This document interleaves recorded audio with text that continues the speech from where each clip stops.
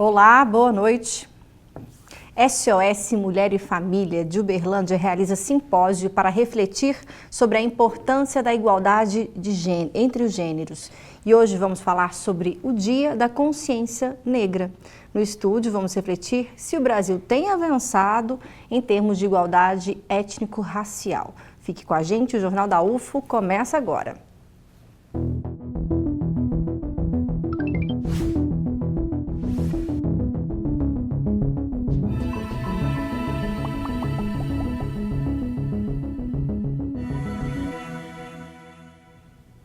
Já começaram os preparativos para o 5º Simpósio Regional SOS Mulher e Família de Uberlândia, que esse ano traz o tema Feminismo e Masculinidades.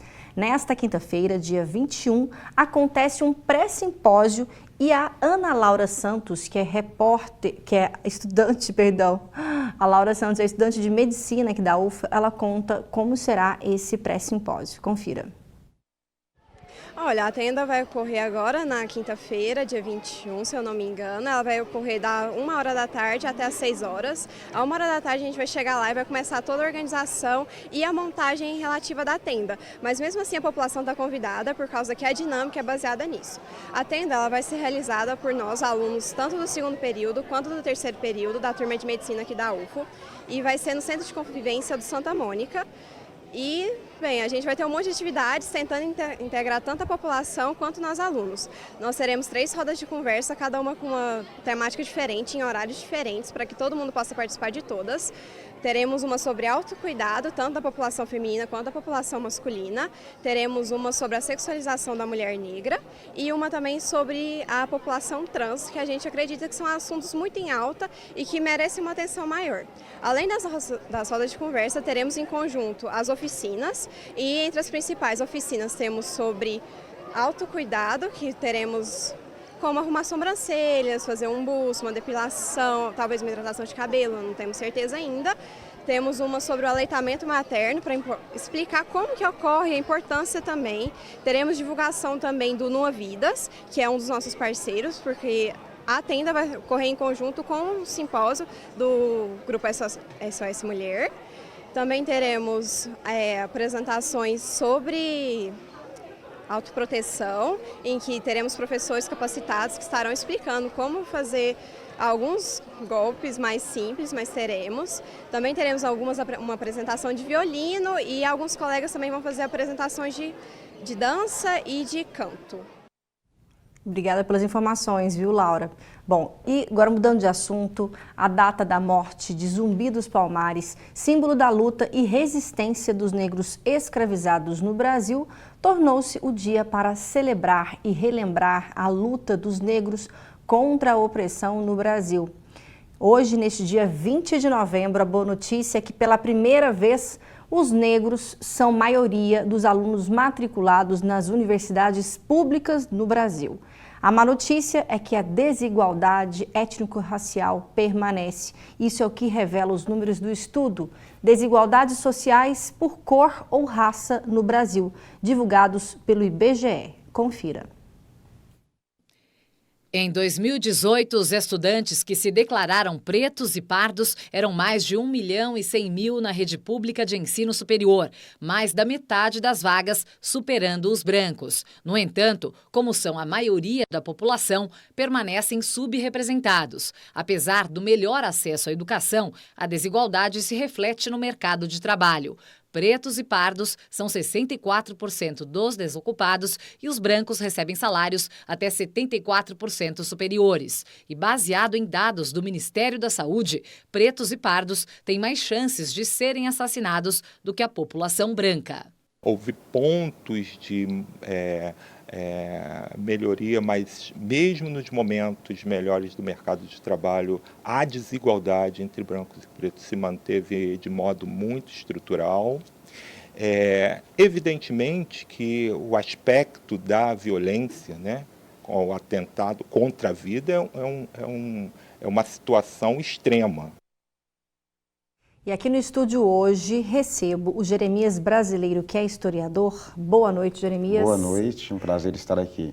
Também é muito bom recebê-lo, como a Vânia Bernardes, que é diretora de extensão da UF e professora. Boa noite, Vânia. Boa noite a todos, boa noite a toda a comunidade.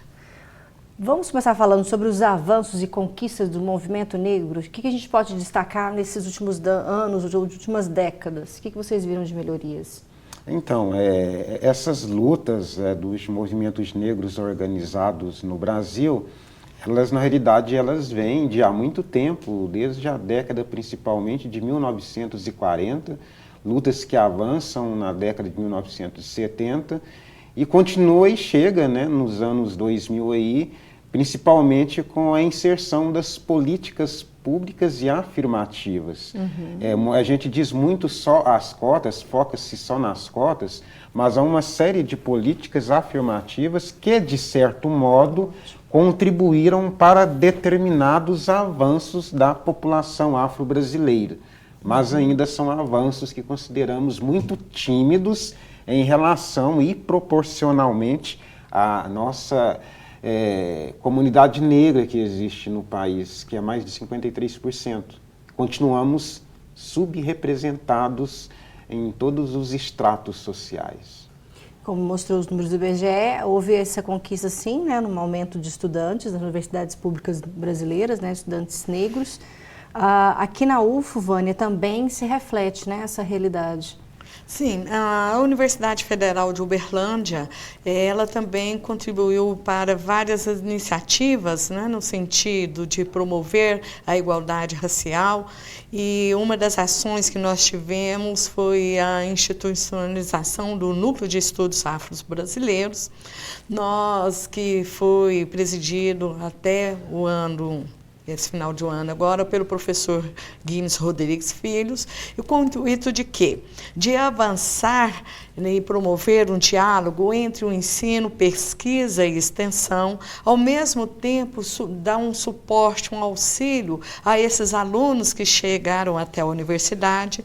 Nós, a universidade, através da própria Pró-Reitoria de Assistência Estudantil, ela também trabalha no sentido de promover políticas públicas inclusivas em que alcançam, né, um grande número representativo da comunidade negra através dos auxílios de bolsas, moradias, alimentação. É o que o Vermelho falou do aumento de políticas públicas, sim, né, voltadas, específicas. Bom, e após 131 anos da abolição da escravatura no Brasil, será que ainda somos um país racista e desigual? O repórter Fernando Cunha foi para as ruas ouvir o que as pessoas acham. Veja. Hoje, 20 de novembro, é o Dia da Consciência Negra. A data foi oficializada em 2011 e traz uma reflexão sobre a importância da inserção do negro na sociedade brasileira e pelo fim da opressão e do racismo. Mas será que o Brasil ainda é um país racista? Nós viemos aqui para descobrir e ouvir a opinião das pessoas sobre isso. Nós somos um país que mais mata negros por dia nas estatísticas, então, por mim, não basta só um dia para a gente comemorar essa coisa da consciência negra, se nos outros dias a gente faz pior, continua matando, continua desrespeitando aquilo que a gente em um dia tenta suprir, entende? O Brasil ele foi formado de uma forma muito excludente, né? Então, se a gente pensa desde a Lei Áurea até hoje, nós não tivemos nenhuma forma de absorver, de fato, a comunidade negra na sociedade brasileira.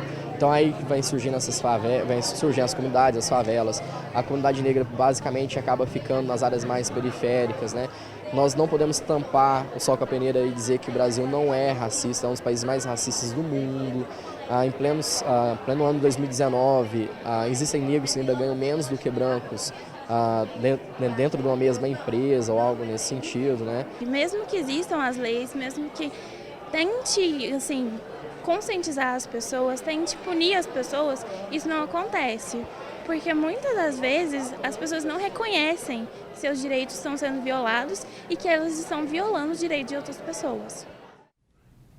Bom, então eu gostaria de ouvir aqui dos nossos entrevistados sobre essa questão, né? O racismo, combater o racismo no nosso país ainda é um desafio. Das 8 crianças baleadas esse ano no Rio de Janeiro, todas são negras, né? Que são casos mais recentes, de casos que a gente viu nos noticiários brasileiros. O que explica isso, Jeremias? Por que é tão difícil combater ainda o racismo? São os resquícios da escravidão que ainda permanecem no nosso dia a dia, e eu costumo dizer que no caso da população negra, os fuzis sabem sempre aonde eles apontam, né? Eles sempre encontram esses negros, principalmente os jovens, em qualquer lugar. Antes, dizia-se que subiam-se às favelas para atirar nessas pessoas, nesses jovens principalmente. Hoje eles podem estar transitando no centro da cidade, que o tempo todo são confundidos, entre aspas, com bandidos, o que permite que se atire para depois descobrir quem essas pessoas são. Infelizmente, é o olhar, né, racista, esse olhar racista que é produto de um próprio Estado violento que extermina o tempo todo os nossos jovens, os nossos negros no país. Por isso, tão importante também a gente falar sobre o ensino nas escolas da cultura afro-brasileira, né, professora Vânia? Sim, a contribuição pelo menos para a implementação da Lei 10.639, que depois vai tendo as suas atualizações, é no sentido de demonstrar a todos os alunos, os docentes e a comunidade a relevância, qual que foi a contribuição dos saberes e conhecimentos provenientes da cultura afro-brasileira. Porque há um certo tempo atrás ainda havia resistência em afirmar que não se tratavam de estudos científicos. Há um desconhecimento ainda, né, por parte dos nossos pesquisadores, do nosso corpo docente, no sentido ainda de dizer, olha, o que é, qual é a matriz dessa, qual é a vertente, e muitas das vezes associar, por exemplo, eu vou citar a matemática. A matemática, qual que é essa importância, de onde que vem essa origem, quais as outras metodologias, a outra concepção do que é ser homem, do que é a mulher, qual a contribuição da arquitetura, da própria medicina para os conhecimentos que nós temos aí hoje difundidos, principalmente na academia. Bom, excelente. E falando sobre movimento negro, né, o Núcleo de Estudos Afro-Brasileiros da Universidade Federal de Uberlândia, o NEAB é referência no ambiente universitário. Conheça mais sobre esse núcleo que atua desde 2006 com foco no ensino, na pesquisa e na extensão. O objetivo do NEAB é fomentar as discussões de relações étnico-raciais dentro da universidade. O NEAB daqui da Universidade Federal de Uberlândia foi criado em 2006 e desde então a gente vem fomentando essas discussões dentro dos cursos, dentro da instituição, no fortalecimento das políticas públicas, como as cotas raciais, a Lei 10.639. Essa é a função do NEAB. A gente desenvolve atividades em ensino, pesquisa e extensão, né? A gente realiza diversos eventos durante o ano. Atualmente a gente está mais focado no fortalecimento das políticas públicas, principalmente das cotas raciais. Então a nossa intenção é juntar os estudantes cotistas, é conversar com esses estudantes, fortalecer a política, por exemplo, de permanência estudantil. Qualquer pessoa pode participar do NEAB, né? Pode participar das nossas atividades, a gente tem grupo de estudos, tem eventos que a gente realiza, né? Então pode ser através de e-mail, demonstrando o interesse de participar do núcleo, né? A gente também está procurando chegar mais perto dos estudantes, né? Por exemplo, no começo do ano, a gente está querendo fazer uma recepção para os estudantes cotistas, negros da UFO, para que a gente possa concentrar esses estudantes, né? Para que desde o ingresso eles saibam que existe um local na universidade que fomenta essas discussões. E a questão do feriado, como é que o NEAB viu a exclusão do feriado municipal aqui em Uberlândia? É uma notícia triste, né? O feriado, as discussões sobre o feriado do 20 de novembro, o NEAB participou desde o início, né? Se eu não me engano, em 2011, né? E desde então, e aí o feriado foi instituído por decreto, né? E recentemente, né, a FIENG entrou com uma ação judicial, e aí foi para a primeira instância, a segunda instância, e aí a gente perdeu. E aí o feriado teve que ser retirado, né? É uma situação triste, né? A gente percebe que é uma perda para a cidade, porque a gente tem, né, por exemplo, uma cidade que tem um movimento tão grande como o da Congada, né? É algo triste, porque a gente precisa reconhecer que o feriado ele é para lembrar as pessoas de que o racismo, de que relações étnico-raciais têm que ser pautadas o ano inteiro, né? Não só no mês de novembro, mas é um dia que as pessoas devem se lembrar. Com certeza. Parabéns a todos pelo trabalho realizado no NEAB.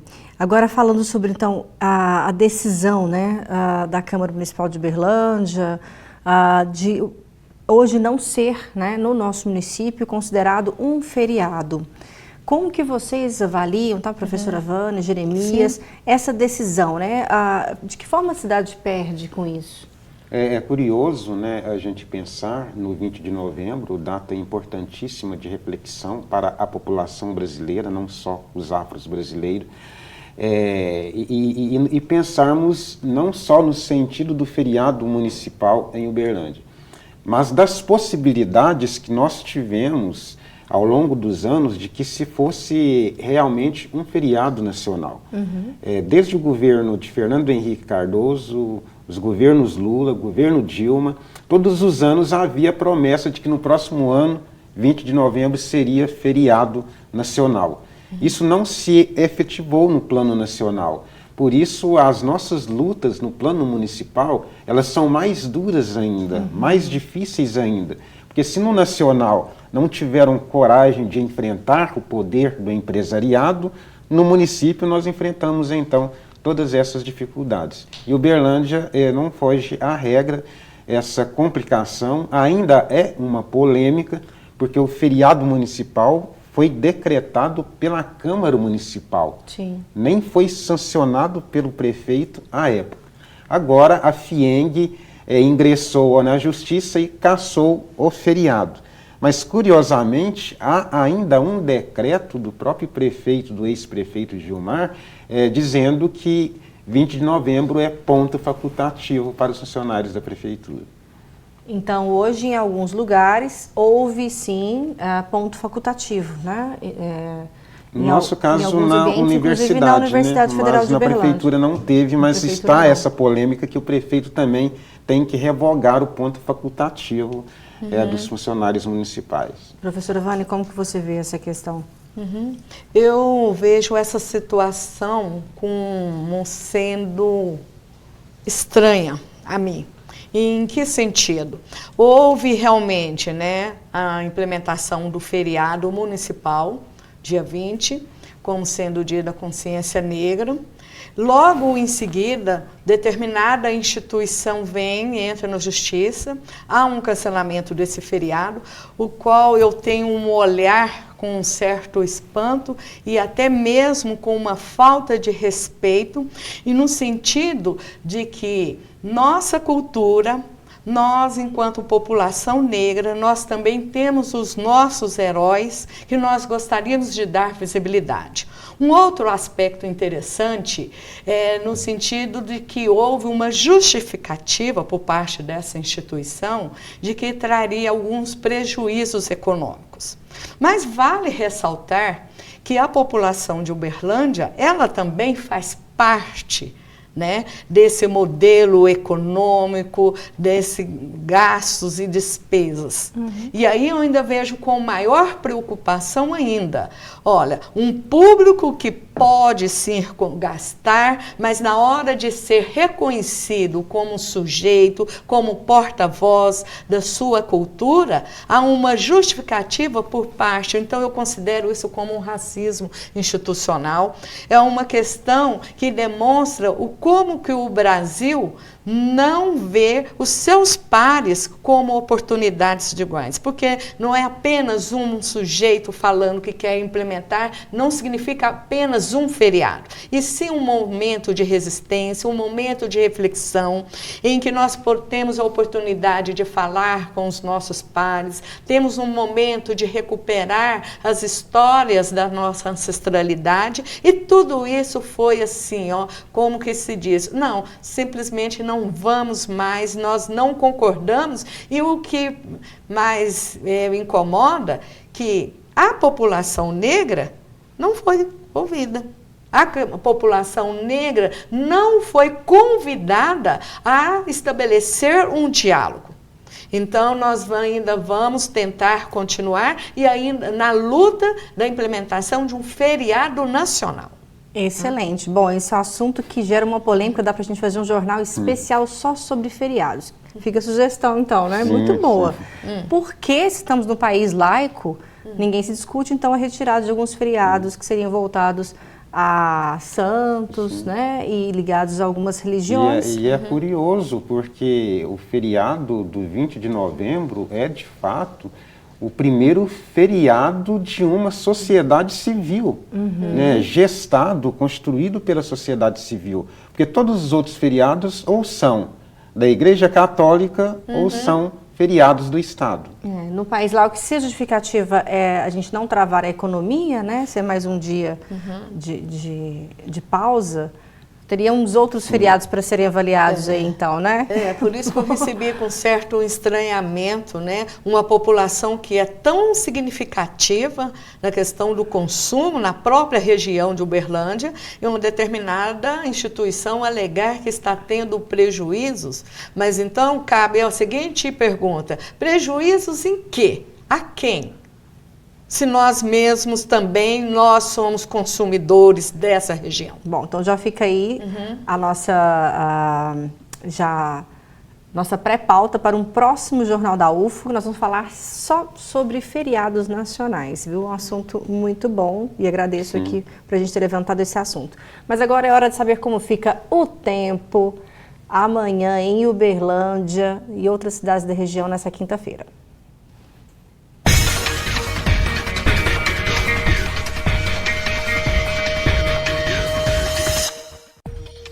A chuva deve continuar em Uberlândia. As temperaturas variam entre 18 e 28 graus. A quinta-feira, em Patos de Minas, será nublada e chuvosa. Mínima prevista de 18 graus e máxima de 28. Em Monte Carmelo, também há previsão de chuva. A mínima fica na casa dos 18 graus e a máxima 27. Pancadas de chuva a partir da tarde em Ituiutaba, temperatura mínima de 20 graus e máxima 33. Na cidade de Campina Verde, o tempo também deve ser de chuva, mínima de 21 e máxima de 34 graus. As empresas juniores são associações civis sem fins lucrativos e com fins educacionais, formada exclusivamente por alunos do ensino superior. Aqui na UFO existem várias delas que atuam em diversas cidades. Você conhece agora, por exemplo, a empresa júnior do curso de administração do campus Pontal.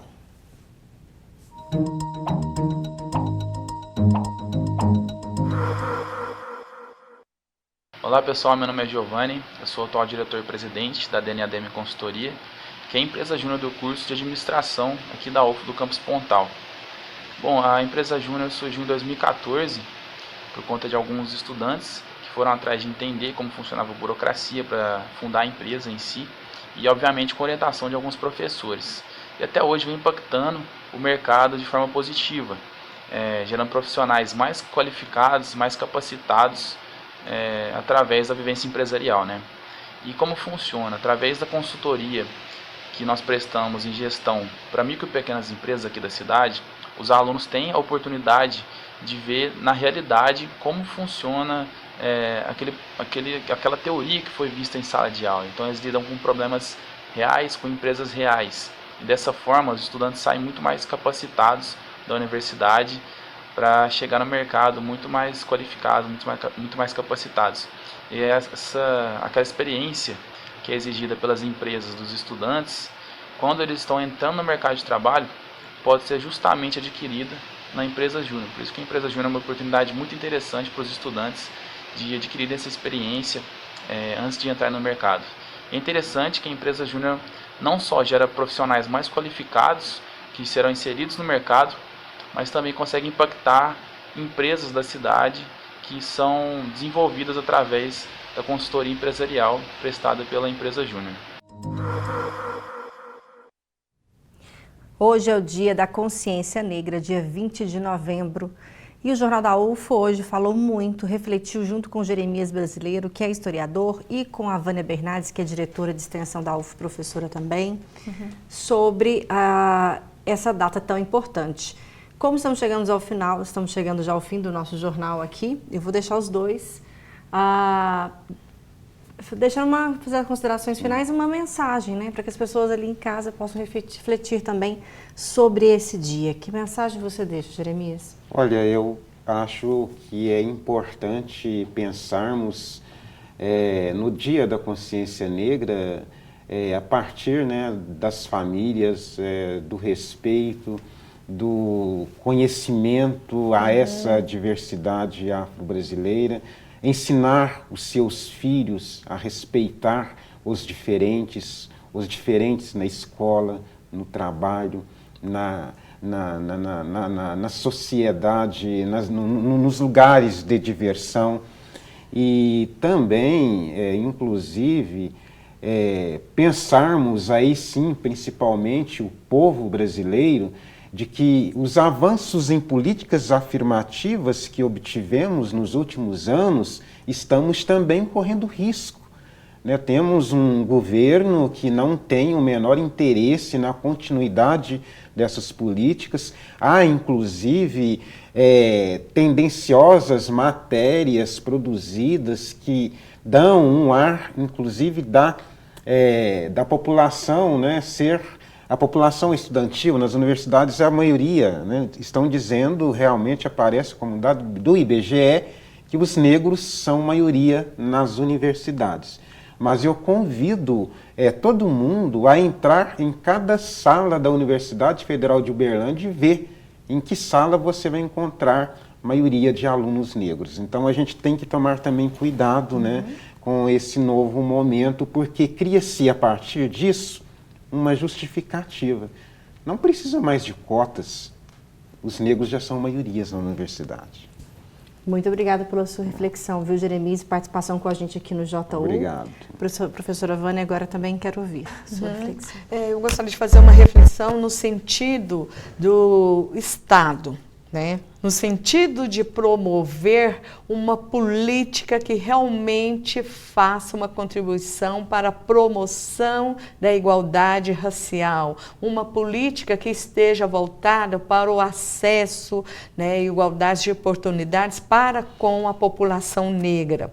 Por que que eu falo isso? A questão da negritude, a questão da consciência racial, ela não é algo que é atribuído especificamente aos negros, e sim à sociedade em geral. Nós precisamos trabalhar em prol da melhoria da sociedade. E trabalhar em prol da melhoria da sociedade significa ter um tratamento por parte do Estado, ter uma vontade política dos nossos representantes, porque os nossos representantes, eles não deveriam ser nossos representantes na questão da equidade, mas não são. Então, trabalhar a família, que a gente ouve tanto dizer hoje na mídia, trabalhar o respeito, na prática ainda deixa a desejar. Tá? São essas palavras que eu termino sobre o Dia da Consciência Negra. Muito obrigada, viu, Vânia Bernardes, pela sua participação com a gente aqui Obrigada. hoje também, sim, como você, viu, Jeremias? O Jornal da UFO fica por aqui, fica também a nossa reflexão de hoje, para que você possa nos ajudar, compartilhe esse conteúdo com os seus amigos, pelas nossas lives no Facebook, também no YouTube. É hora de falar, sim, sobre consciência negra. Tenha uma excelente noite, um ótimo dia amanhã, porque eu te espero mais uma vez. Tchau!